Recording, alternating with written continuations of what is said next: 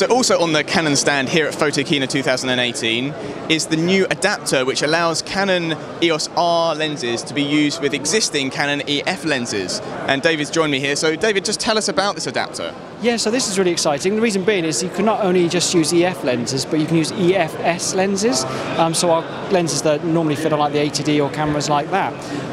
If you do use that on that, you get a crop, obviously, so you get the 1.6 crop, but you do have that ability. So what's lovely about this is this system really is part of our EOS lineup. It's part of our EOS range, and it's integrated really well in that you can use all the different lenses. There's no downsides to using the EF lens as well, so you don't lose any autofocus speed or any clarity or anything like that. So you still get the same sort of performance as you'd expect from an EF lens.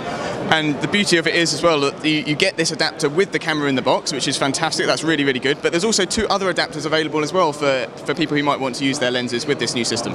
Yeah, so of the new lenses, the EFR lenses, they have this control ring on the front. So we make an adapter that has that control ring built in, so you can use it with your existing EF lenses. We also make another adapter which you have drop-in filters, and one of the drop-in filters is a variable ND, which I think is such a great idea. I mean, you've got this bit of space here. It's not used for anything, so why not make it available to have filters drop in? I think that's a really clever thing to do. So yeah, so we have quite a number of adapters for people to choose from.